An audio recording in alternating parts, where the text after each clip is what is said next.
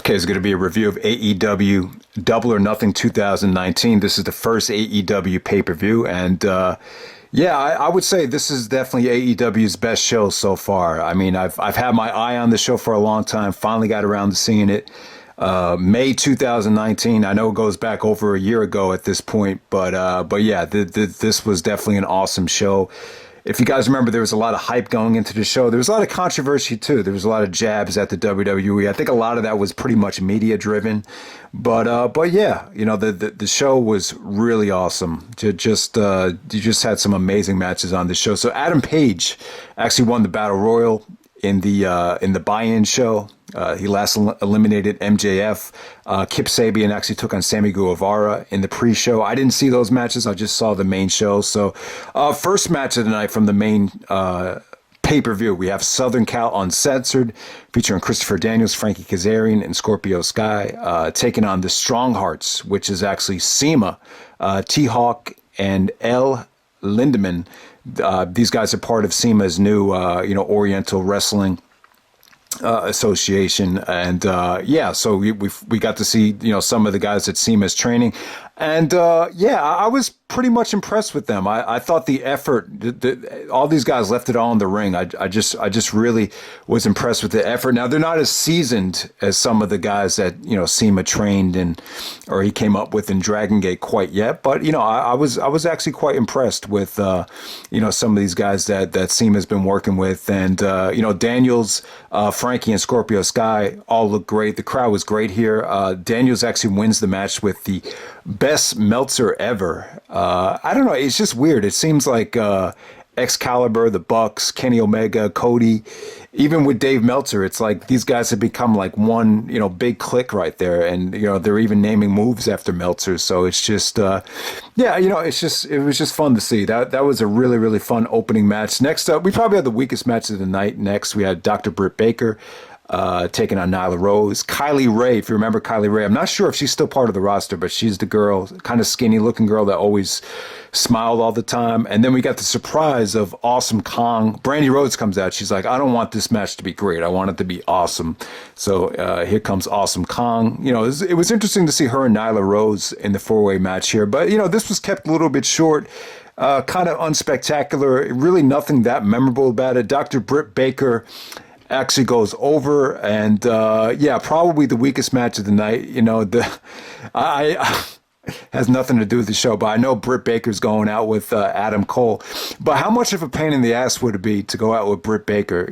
If one tooth looks like a little bit fucked up, she's going to give you a lot of shit for it. So I just wanted to make that point. But yeah, big win for Dr. Britt Baker. I think she's attractive. I think she's got an interesting gimmick.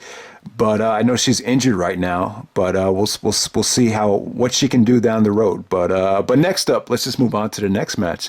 We have the best friends, Chucky T and Trent Beretta, taking on Angelico and Jack Evans. I thought this was a good match. Just excellent stuff here. I thought the ending was really good. You saw some great spots from Jack Evans. You saw Chuck do some suicidal offense. There was actually a springboard running knee to the face, like a doomsday device with the Chucky T and Trent. I think it was Trent Beretta did it to the shin. Awesome doomsday device right there. Just a lot of suicidal offense. Great finish there. Finishing sequence was really, really good stuff. Crowd loved it. The best friends. Chucky T doesn't have the momentum that he had back in 2011, but Chucky and Trent Beretta, they could still pull off some good stuff, man. So don't sleep on them. And Angelico, Jack Evans, they're not AEW regulars, but it was cool to see them, brought in for this show. I thought both of them looked really, really good. It was always fun to see Jack Evans, even though I'm not a huge fan of the guy in terms of his personality. But yeah, it was really, really good stuff there. Next up, you got the Joshi match. I'm actually not going to go into all the names right here, but I'll tell you, Hikaru Shida is really growing on me. Not just because of her wrestling. It's just like, I just get really, really positive vibes from her. She's got a great theme song. She just, she just seems like a really good person. I just really have enjoyed her work so far. So she's really growing on me. Riho, actually in this match against, teaming up with Riho, Muzunami, and they took on Aja Kong, Imai Sakura, and Yuka. Sakazaki. All right, so one of the things you notice about this match, I can't remember the girl's name, but there was a really, bigger, rough looking type of girl, and yeah, she was nasty in terms of like her moveset. There was some vicious stuff going on in this match. Just a fun little Joshi match right here. I really thought it was good stuff. Really, really good Joshi tag match. All right, so next up we have, arguably the match of the night. We have Cody taking on Dustin Rhodes. So this actually won PWI match of the year in PWI magazine. So that's a little note to WWE that they need to step it up. So Cody with the sledgehammer shot to the Triple H throne. I don't have a problem with it. I'd just be interested to know like what exactly Cody had a problem with in terms of his relationship with Triple H. I'd just like to know more. I don't know anything about the behind the scenes stuff there, but obviously, Cody is very confident that AEW will be successful, and so far so good. So if he had it in him, if that move to kind of mock Triple H really motivated him to have an even better match, then I'm cool with it, man. So it was the fans liked it. It was something to really energized the crowd to the next level. So it came off really well. But, Cody and Dustin Rhodes, this was a war. I mean, just, the only thing that really threw me off was Brandy Rhodes. Like she was doing just a lot of heel stuff at ringside. Eventually the referee had to kick her out. So that I was kind of taken aback by that because, they didn't have television at the time. I really wasn't aware that Brandy had that type of stuff in her. But aside from that, I thought the match was awesome, man. Dustin took a sick blade job. He was gushing, blood was actually like pouring out of his face. And it was tough to see because he had all this red face paint on. So it was tough to differentiate the blood from the face paint. So that was cool. The near falls here were just incredible. I mean, there was a million crossroads. Just, there was really, really, just groundbreaking high spots that just came off really awkward, but at the same time, just really sick. They just, they took some nasty bumps in this match. I mean, there was just some, monumental kickouts here that, the crowd was great. A very emotional match. The post match even made it even better. I think Jim Ross was crying. If you definitely have a brother, this is definitely a match to check out, because, they made this more dramatic than it needed to be, but it definitely worked. They were trying to set up the tag match at Fight for the Fallen.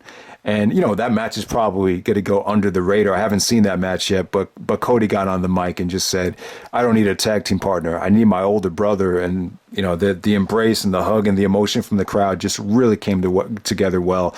So this is a must-see match. I thought the match was incredible. I mean, who would have thought that Goldust, Dustin Rhodes could have a match like this at this stage of his life. I mean, it's incredible. And, there was a lot going on here. You could tell JR felt extremely connected to both guys because of, how many, Dusty Rhodes matches he called in the past. And you have, Dusty's two sons, competing in this brand new promotion, which finally might give, the WWE some competition. So the match just definitely had a lot of importance to it. It was just a monumental match right there. Arguably, it's tough to say what the match of the night was. I got to go with this Young Bucks match, though. The Young Bucks match against the Lucha Brothers, Pentagon Jr. and Rey Fenix. I thought it was incredible. I prefer this even over the ladder match. I mean, just the way the Lucha Brothers used the ropes here was just groundbreaking. It had a nice friendly competitiveness too. There was a part in the match where they were just kind of scrambling on the outside, and then Rey Fenix goes like, "Come on, let's get in the ring." So I like that. I like the friendly competition that the match had, but just insane athleticism here. From the Bucks. I mean, there was this part in the match where I think Matt Jackson actually was selling that he broke his arm.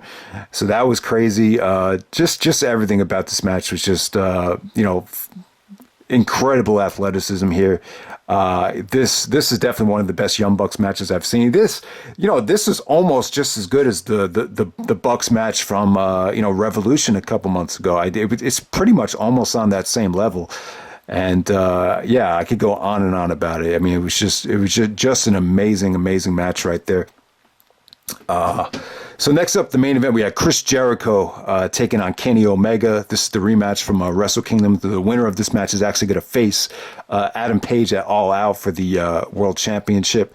So Jericho and Omega, the rematch to Wrestle Kingdom. I thought the match was awesome. This is the match I've most been looking forward to out of all the AEW stuff I've been trying to catch up on. I really thought it was... I thought Jericho was great for the most part. Now, the match did have some sloppy moments. Jericho was actually a little bit frustrated with the crowd. I can't remember what they were chanting, but they were chanting Y2 something just to get under Jericho's skin. Jericho cut a great heel promo, kind of, burying the fans after the match, which I thought came off great. But Omega was great here. They kind of brought out that same little, smaller, but really, really, really stiff looking table. Omega did a beautiful double stomp on the table. Omega actually took another backdrop on that. I just thought, Jericho wrestled this match a little bit more seriously. I remember in the Wrestle Kingdom match, he was really just, giving it to Omega verbally. He took this match a little bit more seriously here. It wasn't not as much trash talking as the Wrestle Kingdom match, but I thought everything was great. Omega just threw some vicious high knees here. Jericho actually did a beautiful lion salt here. I mean, Jericho could still, when you watch Jericho's AEW stuff, I hate to say it, I hate to sound like a fashion critic, but, maybe one of the reasons why Jericho's moved on from WWE is because of his, physique as well. Jericho, even though he's carrying a lot of extra weight, it hasn't really slowed him down at all. It's obvious that he's, kind of let himself go conditioning wise. He looks in shape, but he still looks kind of, just a little bit too thick, in terms of his, upper body, but it really hasn't slowed him down at all. Maybe just a little bit more pressure from the WWE in terms of, the way you look. But I thought Jericho definitely had a great showing here. This is just another great match between Jericho and Omega. Some of the DDTs that Jericho delivered seemed kind of botchy, but Jim Ross kind of, the way he commentated for it, it didn't really hurt the match at all. Jericho actually wins with the, the Judas effect. So they really made Jericho strong heading into the Dynamite shows to get a clean victory over Kenny and a clean victory over Adam Page heading into Dynamite. It shows you how serious they were about, making Jericho look strong. But but Kenny looked great here. You had a great, Dean Ambrose. John Moxley came out. Crowd was great for the Moxley debut. I thought they were awesome. When Moxley came out, the interaction with Jericho and Omega, just great stuff. It really, the everyone went home happy. The Dirty Deeds on the top of the Double or Nothing chips, great way to end the pay-per-view. Yeah, I mean, definitely the best American pay-per-view from last year. I mean, I thought this is even better than All Out. I know some people thought All Out was the better show, but I would say Double or Nothing. This is without a doubt the best, the most well-rounded AEW pay-per-view that I've seen so far. Just the last three matches were just incredible. So if you haven't seen it yet, definitely check it out. All right.